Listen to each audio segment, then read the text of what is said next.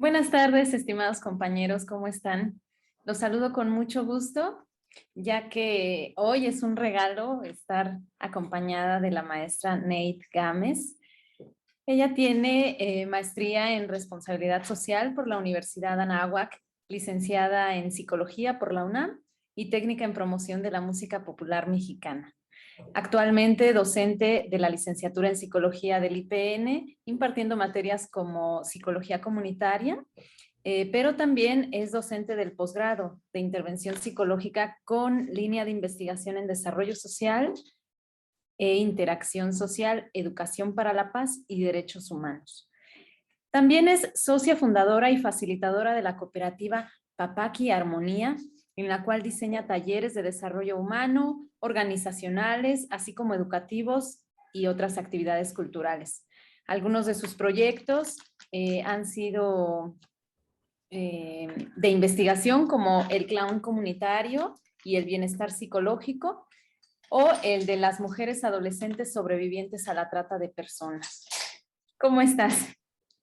Bien. Agradecemos mucho el tiempo que nos dedicas el día de hoy. Bienvenida a esta charla que tendremos sobre educación para la paz. Muchas gracias, Paulette. Gracias por la invitación. Para mí es un honor estar pudiendo compartir pues, el trabajo que se hace en el SICS Unidad Santo Tomás, que no es, digamos, un trabajo individual, ¿no? Es un trabajo pues colectivo, no hay muchas personas involucradas en este proyecto de la maestría de intervención psicológica en la línea de educación para la paz y derechos humanos e interacción social. Pues llevamos, bueno, ellos llevan ya 7 años trabajando, yo llevo 5 años con ellos y bueno, ha sido una experiencia maravillosa, ¿no? Increíble y pues innovadora o novel, ¿no? En el Instituto Politécnico Nacional, lo cual pues yo creo que tiene un valor agregado, ¿no? Así es. Me llama la atención esto de innovador en el Politécnico porque justamente psicología es una de las carreras, yo creo que es única, la única carrera humanista que hay en el instituto, ¿verdad? Me parece que sí. Pues está economía. Economía también se considera Ah, dentro de bueno, las áreas sociales, ¿no? cierto. Podría ser como las únicas dos, Las ¿sí? únicas dos, cierto. Muy bien. La primera vez, fíjense ustedes, que yo escuché o leí sobre educación para la paz fue en el 2010. Yo me acuerdo de una revista de Jesús Jares, una revista que publica la Universidad Nacional, no, la Universidad Autónoma del Estado de México. Había publicado un artículo sobre educación para la paz, su teoría y su práctica. Un artículo muy ameno en el que describía 4 momentos históricos del desarrollo de la educación para la paz, a los que llamó olas, donde la primera se ubicaba en el contexto de la Primera Guerra Mundial, que prácticamente volvía imperante la necesidad de una educación que contribuyera al entendimiento entre naciones, ¿no? Y a superar las hostilidades. La segunda ola, bueno, que nos llevó al nacimiento de la UNESCO, es la Organización de las Naciones Unidas para la Educación, la Ciencia y la Cultura. Posteriormente, su tercera ola se caracteriza por los aportes de la no violencia y la última que correspondería a lo que él llamó la investigación para la paz.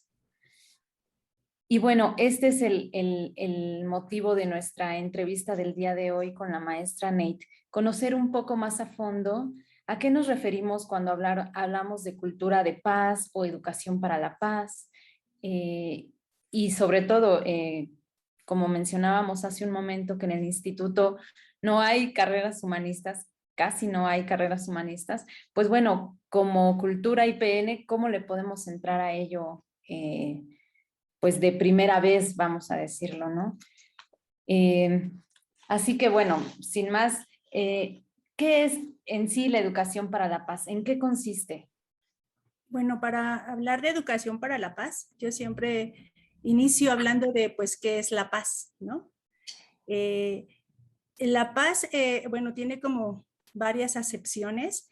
De manera general tenemos la paz negativa, la paz positiva y bueno, para describir la paz negativa, te puedo hablar justamente de un ejemplo de ella, es la paz romana, ¿no? Y hay una expresión que caracteriza mucho a esta paz romana, ¿no? Que dice que si quieres paz, prepárate para la guerra, ¿no? Y se escribe pax, ¿no? Mm. Entonces, justamente es como, yo creo que es la acepción como mucho más coloquial que se tiene de la paz, ¿no? O sea, prepararnos para la guerra es, ok, es un poco lo que hacen nuestros vecinos, ¿no? Queremos paz en el mundo, ok, pues vamos a ir invadiendo países para generar procesos de paz, ¿no? Entonces, pues no creo que esa sea una excepción, a esa excepción, ese ejemplo, por ejemplo, le llamamos paz negativa, ¿no? Otro ejemplo de paz que también es como muy coloquial tiene que ver con la paz griega, que se refiere a la tranquilidad, a un estado de tranquilidad absoluta, ¿no? Y decimos, si quieres paz, déjame en paz, ¿no? Ahí está la tranquilidad, ¿no? Eso es paz, ¿no? Que nadie me moleste, quiero paz, ¿no? Entonces, pues bueno, esa es otra acepción de paz que también consideramos paz negativa, porque finalmente este tipo de paz pues no ayuda a generar procesos de diálogo, no ayuda a generar procesos de discusión en los cuales se pueden llegar a acuerdos y resolver conflictos, por ejemplo, ¿no? Entonces tampoco la consideramos una paz positiva, ¿no? Otro ejemplo de paz, pues tendríamos la paz hindú o la paz judía, ¿no? Que tiene que ver con la paz interior, la tranquilidad, ¿no? Entonces, todos decimos, sí, está muy bien tener paz interior, pero afuera también hay guerra, ¿no? O afuera hay conflictos. Entonces, ¿cómo vas a accionar ante esos conflictos? O sea, el que tú resuelvas tu paz interior no ayuda o no coadyuva a la resolución del conflicto. Entonces, cuando nosotros definimos paz positiva, justamente nos referimos a una paz que no habla de la ausencia de la guerra, sino va a ser una paz dinámica, va a ser una paz que te invite a generar procesos de reflexión, de análisis y de consensos, ¿no? Llegar a acuerdos, ¿no? Entonces, pues es una paz que te invita no a la paz, ¿no? Sino te invita a una paz dinámica, a una paz que tenga la capacidad pues, de afrontar y de resolver los conflictos de manera pacífica, ¿no? ¿A través de qué? Pues del diálogo. El diálogo va a ser una herramienta muy importante dentro de estos procesos de gestión de paz positiva, ¿no?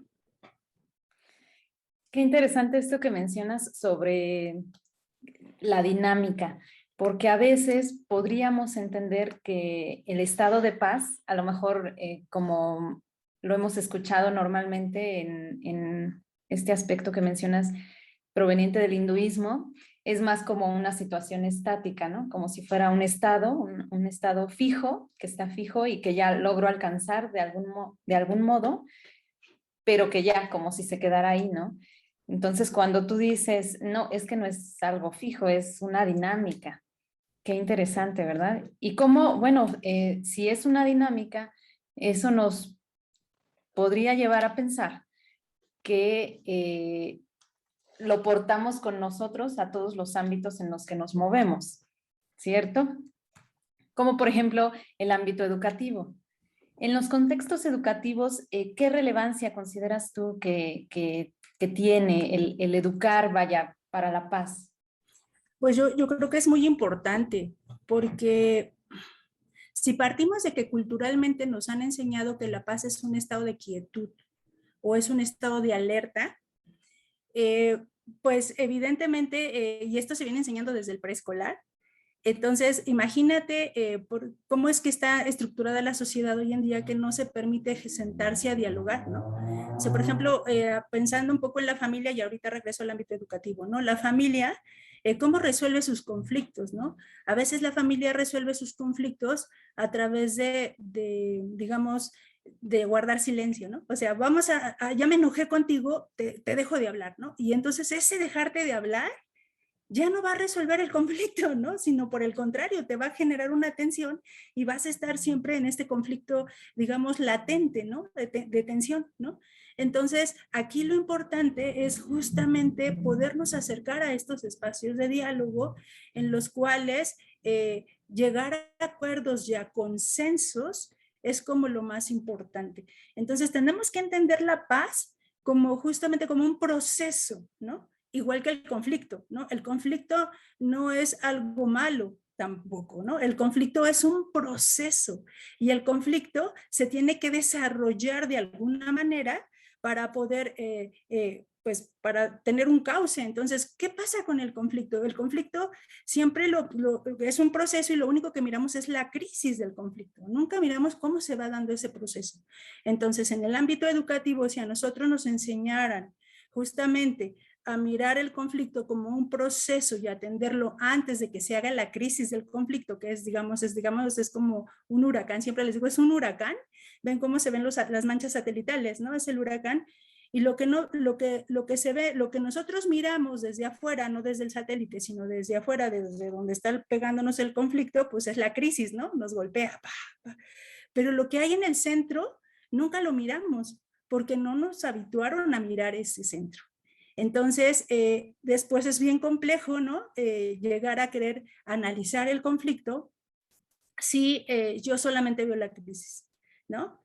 ¿Qué es lo que pasa con muchos, por ejemplo, muchas manifestaciones? Siempre vemos la crisis, la manifestación ya es una crisis del conflicto, ¿no? Pero ¿por qué se genera ese conflicto? ¿Cuál es la raíz de ese conflicto? Entonces, tanto a nivel sistema, pues deberíamos de enfocarnos a atender la raíz del conflicto, ¿no? No atender la manifestación, ¿no?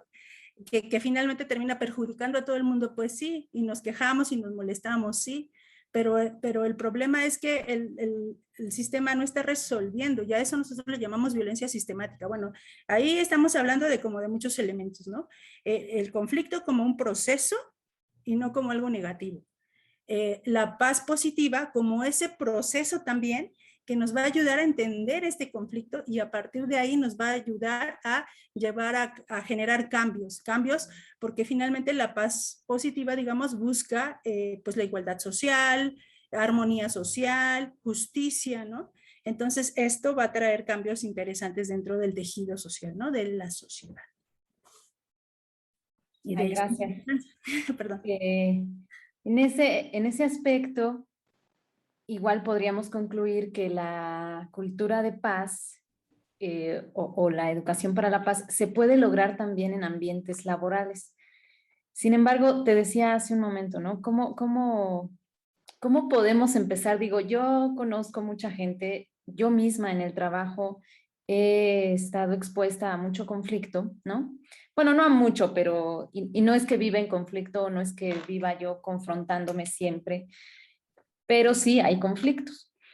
Sin embargo, ¿cómo podríamos comenzar a entrarle al tema? Yo reconozco que, por ejemplo, a veces tengo conflictos y que quisiera estar más en paz, pero ¿cómo puedo hacerle? ¿Qué acciones consideras que favorecen una cultura de paz en el entorno laboral? Es un tema muy complejo, justo ahorita que estoy escuchando tu pregunta, me quedo pensando porque justamente el propósito de la educación para la paz es ayudar a las personas a desvelar críticamente la realidad compleja y conflictiva que están viviendo, ¿no? Para que ellos se puedan situar en ella y a partir de ahí actuar en consecuencia. En un ambiente laboral hay muchos factores que influyen, ¿no? Y ahí tendríamos justamente que hablar, pues como de los tipos, de los tipos de conflicto, ¿no? Porque, por ejemplo, tenemos el conflicto como tal, que es la divergencia de intereses, tenemos el pseudo conflicto, que tiene que ver con la desconfianza más la falta de comunicación, ¿no? Esto va a generar una una insatisfacción de necesidades, ¿no? Entonces, en los ambientes laborales, lo que se llega a dar justamente son estos pseudo conflictos, aunados a conflictos latentes. Y los conflictos latentes, pues son que no se percibe en forma explícita la contraposición de necesidades. O sea, sabemos que hay una contraposición de necesidades, pero no la vemos, ¿no? Entonces, y ahí estamos hablando también de diferentes niveles, ¿no? ¿Quiénes están generando el conflicto? Arriba, ¿no? Hablamos de la violencia estructural, ¿no? o hablamos de la violencia cultural, o hablamos de la violencia directa, o hablamos, o sea, ¿y desde dónde? Desde, digamos, y cuando nosotros hablamos de violencia estructural, hablamos justamente pues de la estructura misma de la institución, ¿no? Te voy a platicar una experiencia que tuve brevemente en un hospital en México, ¿no? Hicimos una investigación porque el hospital reportaba violencia entre los residentes, ¿no? Los residentes son personas que están aprendiendo a ser médicos, en este caso estaban aprendiendo su especialidad, ¿no? Entonces, entramos a hacer la investigación, a trabajar solo con los residentes, ¿no? Para mejorar el clima educativo y el clima organizacional que se da, porque sabes que los residentes juegan doble rol, el de médicos, digamos ya titulados, porque son médicos titulados, porque están a nivel posgrado, pero y les pagan por estar ahí, bueno, les dan una beca, no les pagan. Y el otro es que también tienen el rol de alumnos, ¿no? Entonces, ahí a la hora de confrontarlo, o sea, bueno, no confrontarlos, a la hora de hacer algunos ejercicios y actividades con ellos y ellas, nos dimos cuenta que había conflicto, pero que el conflicto no venía de ellos, ¿no? Venía justamente desde los adscritos, los médicos, digamos, titulares, que los ponían a competir, que los ponían a discutir, que los ponían en sus técnicas de enseñanza, ¿no? Entonces te vas dando cuenta que entonces el conflicto no son los residentes, sino hay un conflicto mucho más atrás, ¿no? Entonces, para llegar a eso, híjole, sí nos metamos como unos 6 meses de investigación, ¿no? De trabajo con la comunidad, ¿no? Porque finalmente analizar el conflicto como un proceso puntual, si nos lo enseñaran desde la primaria, regreso a la pregunta anterior, ¿no? Si nos lo enseñaran desde el preescolar, primaria, secundaria, entonces tendríamos claro que a lo mejor el conflicto nos escapa nos rebasa, ¿no? Y no es nuestra responsabilidad directa, ¿no? A lo mejor sí es mi responsabilidad en tanto que yo decido cómo me comporto con el otro, ¿no? Pero si no soy consciente de eso, pues entonces yo creo que estoy haciéndolo bien, ¿no? Y lo normalizas, ¿no? Normalizamos la violencia, ¿no? Entonces decimos, pues es normal. Y te lo decían los residentes, yo vengo aquí, pero yo ya sabía lo que venía. Me enseñaron a que hay que estar firmes y duros y no dejarme de los demás, ¿no? O sea, ya me estoy preparando para la guerra, ¿no? Estoy en la Pax Romana, ¿no? Entonces, es complejo, ¿no? Ahora, en el Politécnico, pues bueno, pues sí tenemos una estructura y esta estructura, pues a veces sin quererlo, pienso yo, o no creo que sea como a propósito, porque a veces ese tipo de cosas son inconscientes,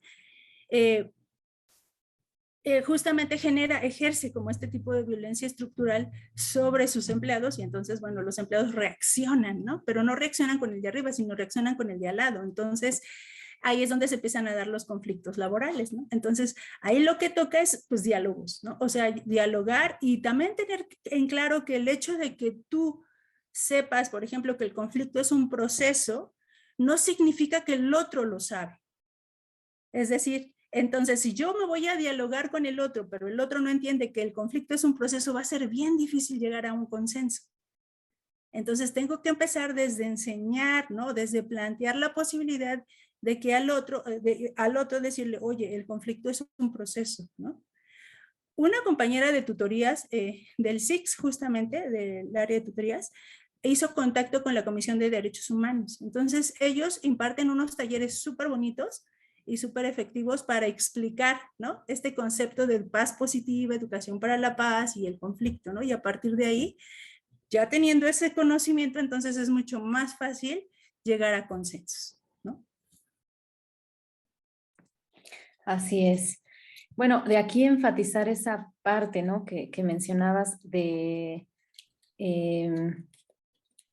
poner atención en cómo yo estoy experimentando, por decir, hablando del contexto laboral, cómo estoy experimentando mi trabajo, mis relaciones en el trabajo y cómo de alguna manera, como decías, sí, lo mencionas muy bien, sin darme cuenta me desquito con el de al lado, ¿no? Entonces ahí resaltar esa parte creo que es muy importante. Hay como una ola ahorita, ¿no? También un poco por el clima, yo creo, del COVID y de toda la pandemia que aún estamos atravesando. Hay como una ola de conferencias, ponencias en todos lados sobre salud mental. Entonces, esas conferencias, ponencias, webinars nos están invitando a que tengamos el cuidado de nuestra salud mental, nuestro bienestar, y pues ese cuidado implica que si estamos, por ejemplo, enrolados en una relación que me hace daño, pues la evite, etcétera. Tenga yo ciertos cuidados a nivel personal. Y entonces, bueno, si tú dices, es que también hay violencias estructurales, cierto, sí, sí las hay. Pero digamos, siento yo que es como, o sería un poco, digo, dime si lo estoy malinterpretando, como un poco entrar en un enfrentamiento, se puede decir, con una bola de nieve que ya está gigantesca, ¿no? No sé, siento que cuando lo mencionas así, como que mis fuerzas no me darían para ello, ¿no? Sí, es interesante lo que comentas porque sí, efectivamente es algo gigante, ¿no? O sea, hablar de la violencia estructural es algo gigante. Sin embargo, las estructuras las manejan personas, ¿no? Y esa parte sí es muy importante, ¿no? Entonces, si estas personas, por ejemplo, conocieran justamente estos procesos de análisis del conflicto, yo creo que tendríamos una sociedad diferente, ¿no? Eh, Algo así como para responder un poco a tu pregunta en cuestión de qué puedo hacer yo, ¿no? Ante la bola de nieve que viene, ¿no? Que tampoco es tan grande cuando nos damos cuenta que son personas y que también estas personas pueden dialogar, ¿no? Pero bueno, dejemos la violencia estructural allá y hablemos de nosotros, ¿no? El conflicto tiene como elementos, ¿no? Nosotros podemos analizar el conflicto, está la persona, ¿no? Uno de los elementos importantes del conflicto es la persona, ¿no? Esta persona, pues en esta persona, ¿qué va a haber? Atraviesan emociones, percepciones, relación de poder, ¿no? Imagen, ¿no? Cómo me mire el otro, cómo me interprete el otro, ¿no? Pero siempre pensando en el otro, o sea, aquí toca ver cómo te interpretas tú, ¿no? Cómo te analizas tú, ¿no?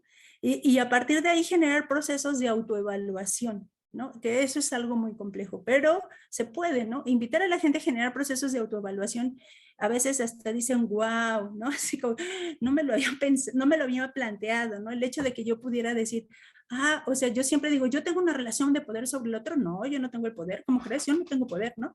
Pero cuando le dices, haz un proceso de autoevaluación, no pasa nada si lo tienes, ¿no?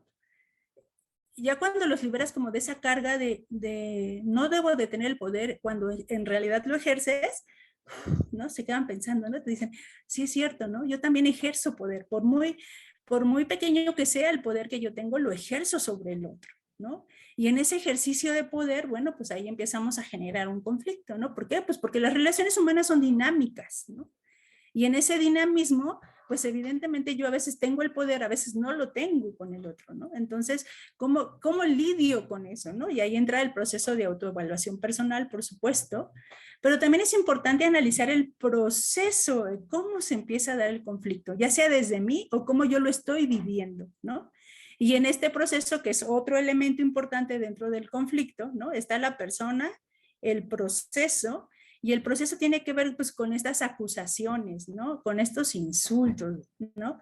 Con generalizar, ¿no? Siempre dejas los calcetines tirados por toda la casa todos los días, ¿no? O sea, con generalizar. ¿Y cómo lo resolvemos? Pues empecemos a hablar en primera persona, pero estoy hablando de analizar el proceso, ¿eh?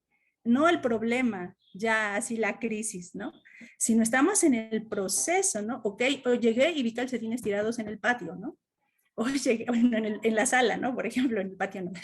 Hoy llegué y volví a ver calcetines tirados en la sala, ¿no?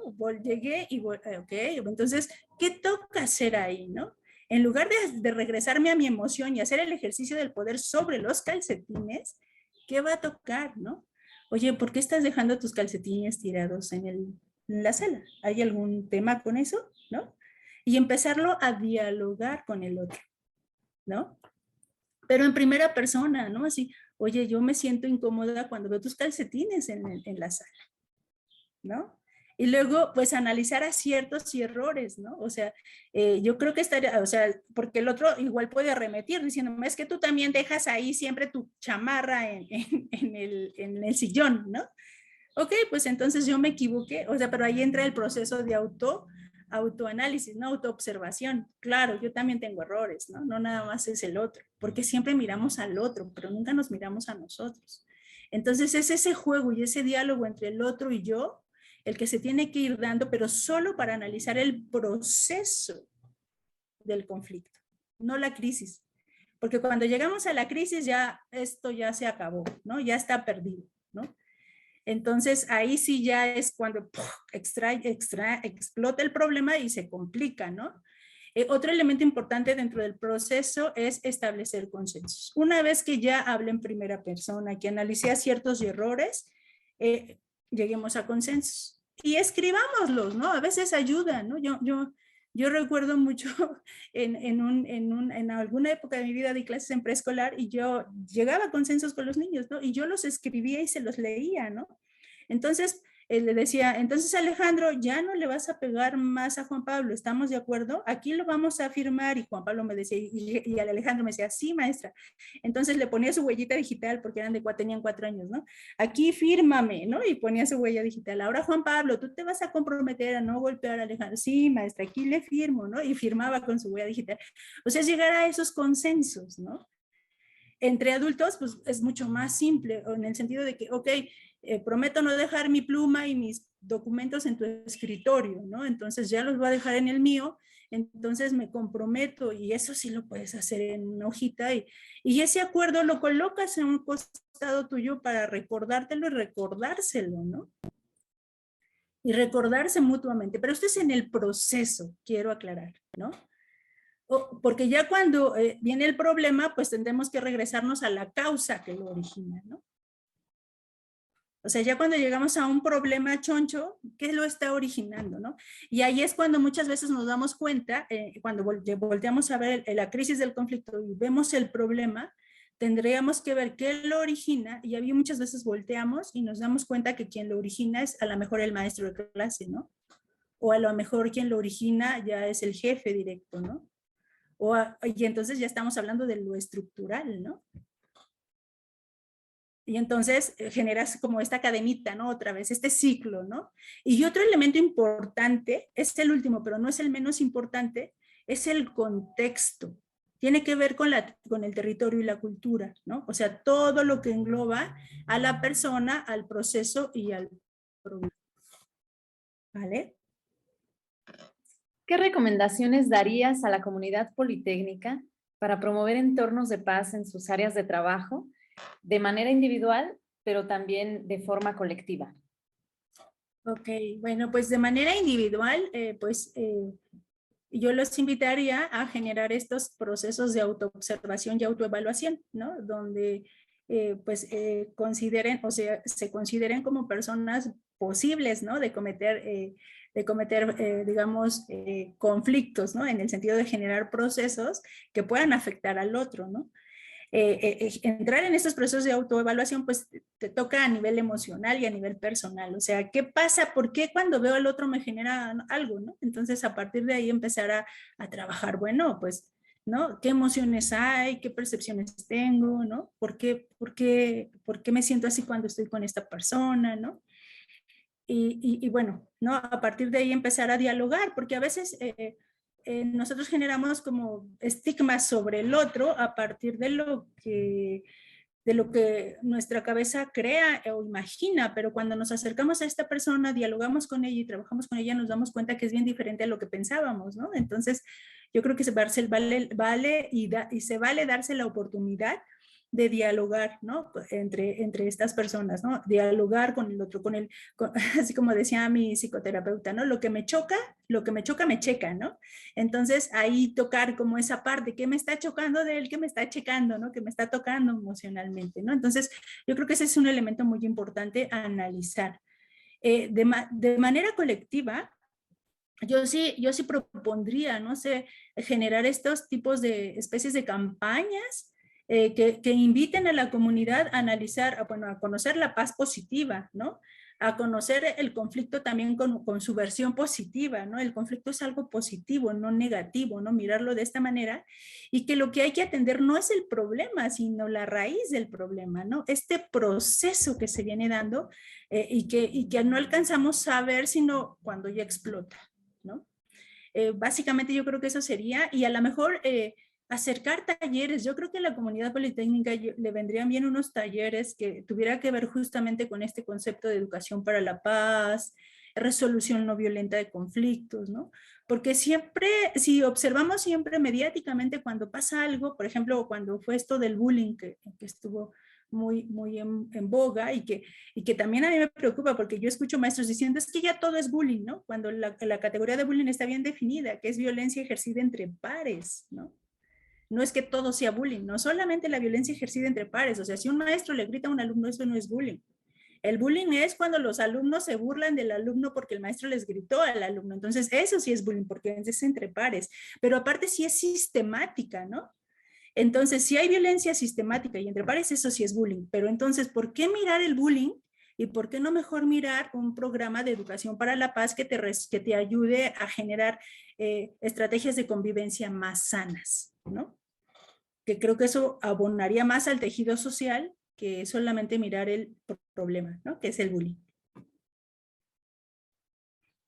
Gracias, Nate, por tu tiempo. Finalmente, compañeros, bueno, yo voy a hacer una invitación, aprovechando que la maestra nos concedió este espacio, para participar de su congreso que se presenta ya la siguiente semana, ¿no, Nate? Sí, A ver, sí. ¿nos podrías hablar, gustarías hablarnos del congreso? Cuéntanos. Claro que sí. Gracias, Paulette. Pues es hacerles una invitación. Va a haber la siguiente semana bueno, lo pueden seguir por YouTube. Todavía pueden entrar a la página de Facebook del primer Congreso de Intervención Psicológica en Interacción Social, Educación para la Paz y Derechos Humanos, ¿no? Ya tiene su página de Facebook. Ustedes ponen primer congreso y va a aparecer luego un loguito azul, ¿no? Con la psique de psicología. Y ya está publicado incluso el programa, y va a ser un congreso que va a llevarse a cabo el 24, 25 y 26 de noviembre, de 10 de la mañana a 5 de la tarde, con una respectiva hora de comida. Y bueno, también va a estar difundiéndose en las redes sociales de YouTube del SIC, se va a hacer de manera simultánea. Entonces pueden también entrar a la página del SICS Unidad Santo Tomás, el Centro Interdisciplinario de Ciencias de la Salud, SICS UST, Unidad Santo Tomás, y ahí también pueden seguir las ponencias o las mesas que les interesen, ¿no? Si gustan revisar el programa, ya está publicado en Facebook y ahí pueden ver la cantidad de temáticas que hay en relación a la interacción social, a la educación para la paz, a los derechos humanos y el papel de los psicólogos, ¿no? Que yo creo que es algo que es muy importante que se visibilice, que también los psicólogos tienen un papel muy importante dentro de esta área de trabajo, ¿no? Y que hoy en día, pues en el México y en el mundo, hablar de educación para la paz, derechos humanos, es urgente, ¿no? Nada más. Gracias. Los esperamos. Muchas gracias. Pues ahí tienen ya la información. A quienes seguimos la página del SICS Unidad Santo Tomás, pues bueno, ya tendremos el gusto de seguirla. Y a quien no, pues los invitamos a sumarse a estas iniciativas que están habiendo en el IPN, precisamente para dar énfasis a la educación para la paz. Muchas gracias, Nate. Gracias a ti, Paulette, por invitarnos. Muchas gracias.